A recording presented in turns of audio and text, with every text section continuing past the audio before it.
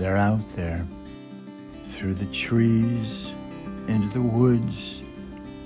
Independent, superb, creative chefs who come to your home, to your office, to the fields of your choice, and deliver their presentation.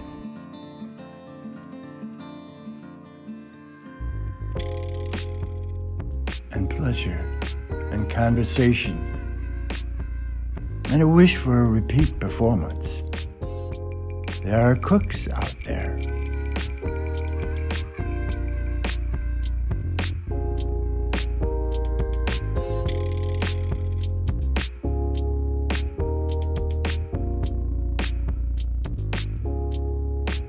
Ready? Make some rye bread? Cool. So we're gonna make rye bread here. We're gonna use 3 different kinds of flour. High gluten flour, which is gonna give our rye bread a lot of lift and give it the strength to slice. We're gonna use rye flour because that's what's gonna make it taste like rye bread. But the most important flour is this organic Washington wheat that was just milled this morning from Bainbridge Organic Distillery. The gluten flour is like cake flour, super, super fine. And this is all the flours plus a little bit of salt already measured out. You just drop that right in. So this is 100-degree water. He's a scientist. And we'll use this to make the west. So this is 1.5 ounces of organic molasses. And to this we're going to add sugar, olive oil. This is caraway seed. We're gonna put that in the dries. Pour the water in.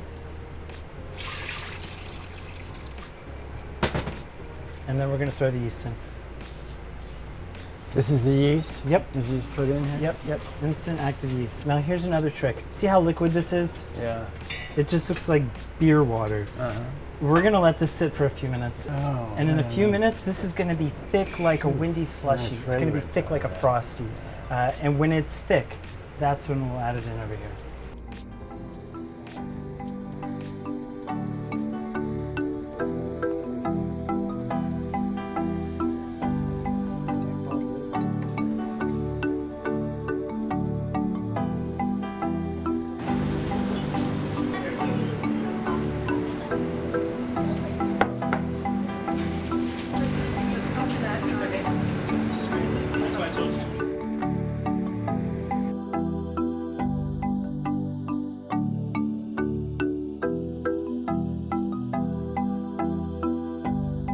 Our wets are where they want to be. You could call this Java the Hutt, but you see this has grown tremendously, and you see how thick it is. So this is the yeast is working and it's doing its business, and we're going to add it to our dry ingredients.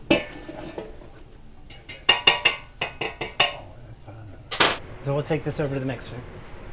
Rule of thumb: never turn a mixer on before you check what speed level it's set at, because the flour will blow up. Always go to 1. I'm looking for a perfect balancing act of wet and dry. You always want to start off a little bit drier than you know you're going to need, because you're going to add water but you can't take it out. And what I want this to do is come together just so that it's coming clean off of the bowl. So if you look down in here now, it's just this big gloppy mess. So I'm going to speed it up. And we're going to stop the mixer and feel it. It's really warm. It's the right temperature. It's tacky. It feels really good. So I'm going to set the mixer for 5 minutes. And we're just going to let it churn. All the yeast and all the glutens in the flour get really mad at each other. And they're just going to like fight in there. And they're going to beat each other up until the dough comes to a place where it wants to rest.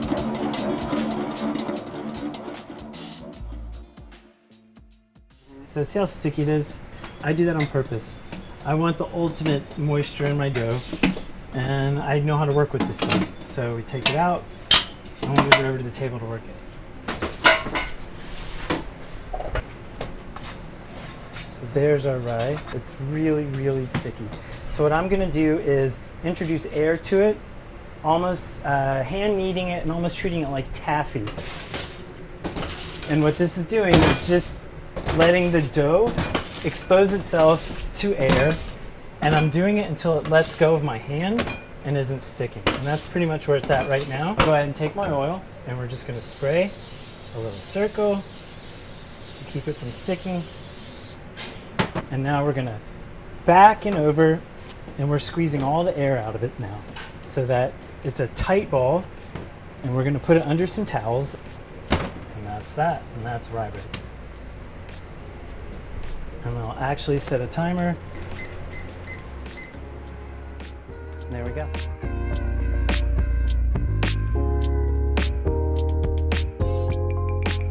Rye got my eye on you. When we peel back, this is clearly doubled in size, and it's really soft. And if I were to just go like this whole thing would just collapse. So I know if I divide it in half, that I want 3 loaves out of each side. And again, we're gonna measure. I want them all to be exactly the same so that they all rise the same and so that they all take the exact same amount of time to bake. Wait till I let you feel this. Talk about sexy. Feel this dough. And now I'm gonna put the same towels back over this. We're gonna set the timer for 5 minutes and let it rest. Again, it's all about work, rest, work, rest. Okay, so side roll. When I was little and growing up, my mother, that beautiful woman right there, Mom works here all the time. Her timers go off. She just lets them go. I'm the same way she is. I just let them go. And if they look at me, I'm like, it's gonna turn itself off in a minute. I'm too busy to get over there, and I finally understand what my mom meant all these years. Our dough is rested for 5 minutes, and now we're gonna shape it. I swear, I feel like bread absorbs your energy. If you go into this with negative energy, it's not gonna work out. I've seen it too many times. I've also learned throughout the process that if you spray under this so that it doesn't stick, see, we're not sticking anyway because I have the right amount of moisture in there, but if you spray, when you make the ball, when you take it to the next step to move into loaves, if you spray it, the bottom of your loaf doesn't hold together. Your crust doesn't stick to itself. So it's back and over. And that's that. We'll set it for 5 more.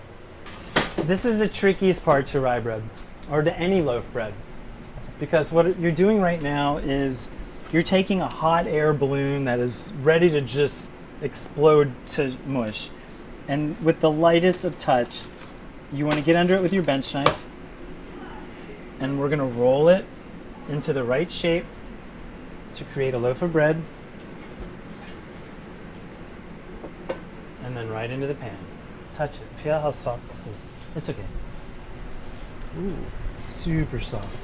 that's a romance. Yeah. That's what that is. Sassy. It's rye bread, and since we use flour from the distillery, I have dubbed this bread Distiller Rye. All right, now we'll just load all these into the proofer. Proofer is a warm box. It is moisture and heat. Right now I've got it set on about 80 degrees. And it's just gonna go in here long enough for the bread to create structure. So what proofing bread does is it takes it from raw dough and it blows it up to the shape that it's gonna be when it creates a loaf, like the actual cooked bread. And that's proofing. Then we're gonna take it from the proofer into the oven. It'll petrify it into a loaf.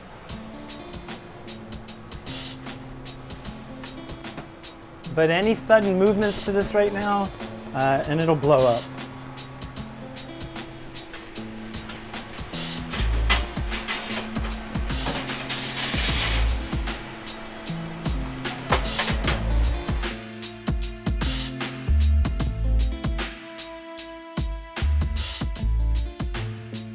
So this is our fresh rye bread.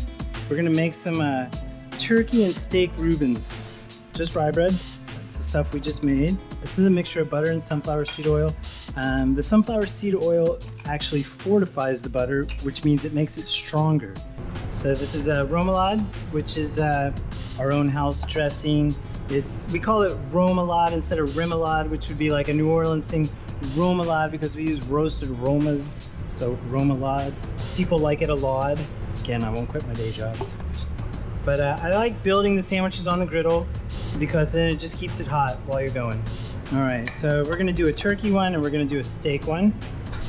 This is just sunflower seed oil. And in this pan, we're gonna do our cheese. We're gonna put a little bit of heavy cream down. When it's full on bubbles and reducing, we're gonna add a little cheddar to it. This is the turkey.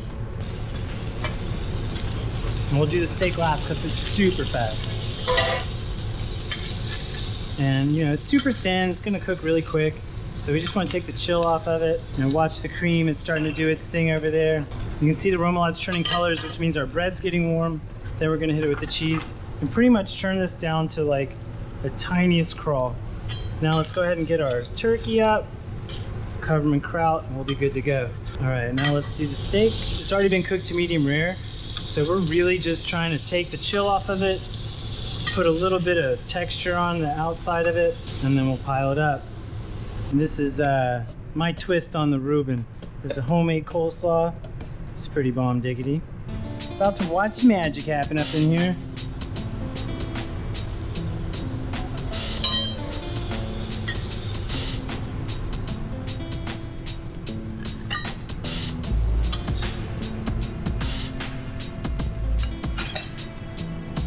And that be a Reuben. And it doesn't get much better than that.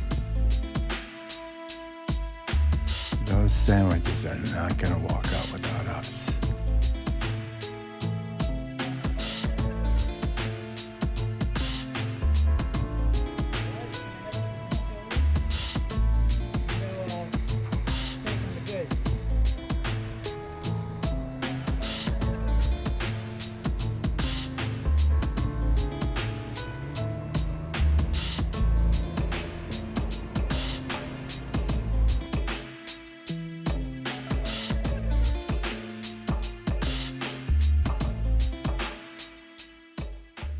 Keith gives me a good deal on flour and maple syrup, so I like to hook them up. So we're gonna bring in these distillery Reubens that we made this afternoon and hook them up for dinner. We've also got some of our power balls in there that we made earlier.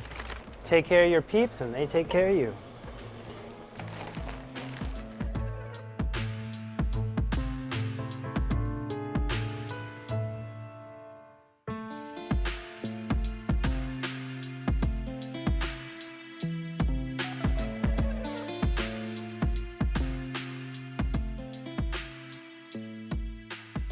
I collect old alcohol, so I've got an alcohol collection that goes back to the end of the 1800s.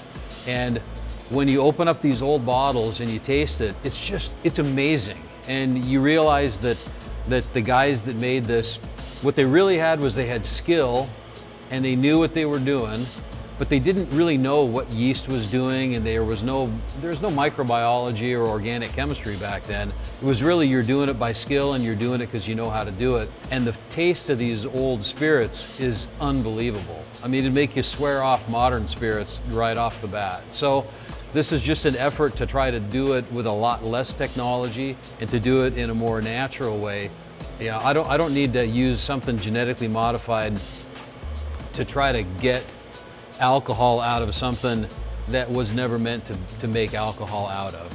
You use enough technology to do it the way that they would have done it, and that's where you end it. We wanted to do it ourselves. We wanted it to be more of an expression of what people would make, not of what a computer algorithm would make. Anybody can do it that way. This way is the hard way. Maybe it's the stupid way, but you never know. It wasn't so stupid. You took world's best vodka, world's best whiskey. That's right. These guys are the real deal. We haven't won the award for world's most profitable small distillery yet, so hopefully at some point. Yeah, yeah, 8 years later. And then the copper machine over there is where the final distilling happens, right? That's where all the distilling happens. Okay. So these fermenting tanks bring the mash to a boil. Alcohol boils at a lower temperature than water does, and so the water won't be boiling in here, but the alcohol will be turning to vapor, and it'll be traveling up through this column, and then it will be condensed after it leaves the top of the column into liquid, and then it's going to come back down and it's going to go into this spirit receiving tank. There's a lot of complexity to it, but it's really about trying to control the temperature of the apparatus so you know what kind of alcohol is coming off, and then you can divert the bad stuff to a different tank. The stills at Beam that look like that, they're just about 10 times the size. I wouldn't know how to, I don't think I could distill at that kind of volume. I can't get my head wrapped around how you would make that much mash. Yeah, that's a lot of mash. Versus Talk to this guy, he knows a little bit about mash.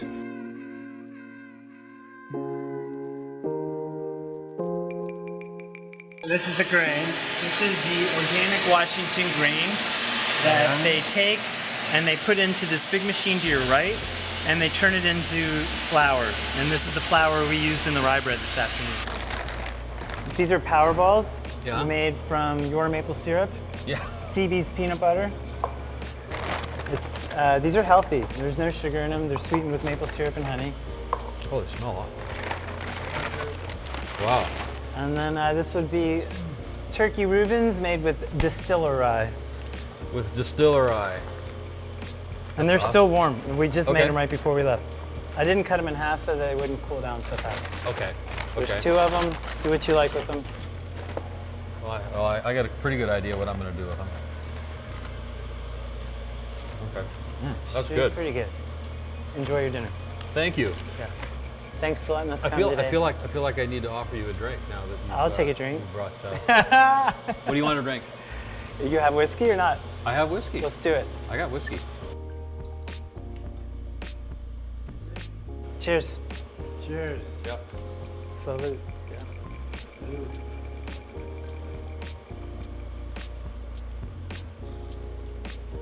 It's delicious. Thank you. This is the one that's won the awards for us, so.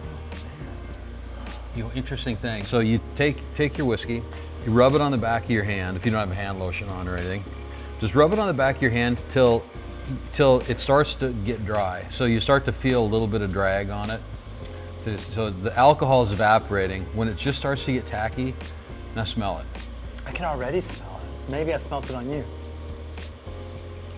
You smell all that wood, and Yeah. that char, and the grain. So all that stuff that you can't smell because the alcohol is really deadening your senses.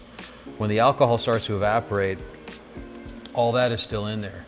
So when whiskey tasters and whiskey blenders, they'll dilute the whiskey down to, if this is 40% alcohol, they'll dilute it down till it might be 10% alcohol or even less.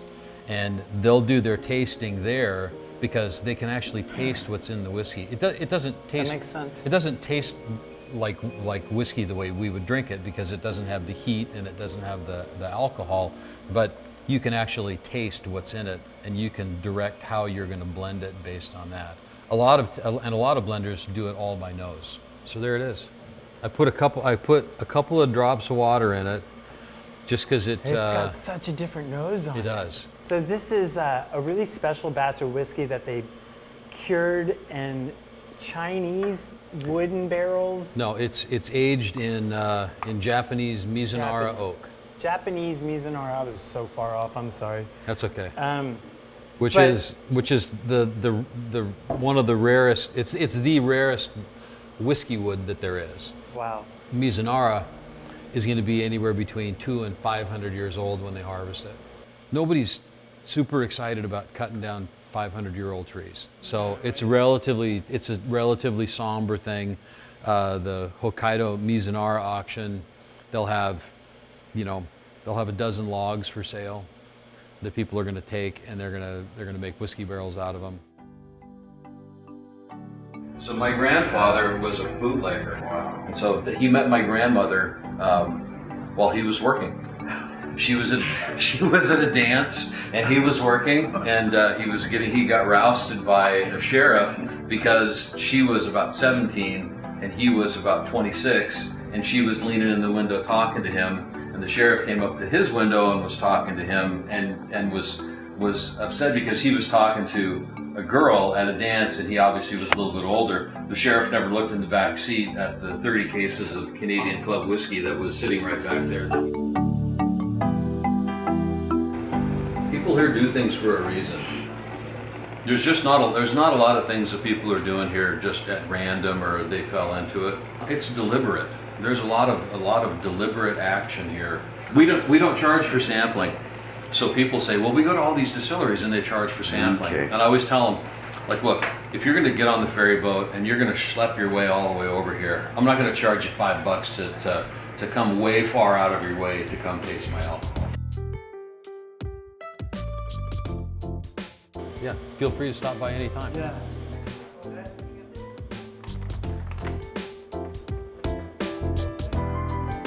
Fun day? No, it's like, oh man. Into the woods. God damn, man.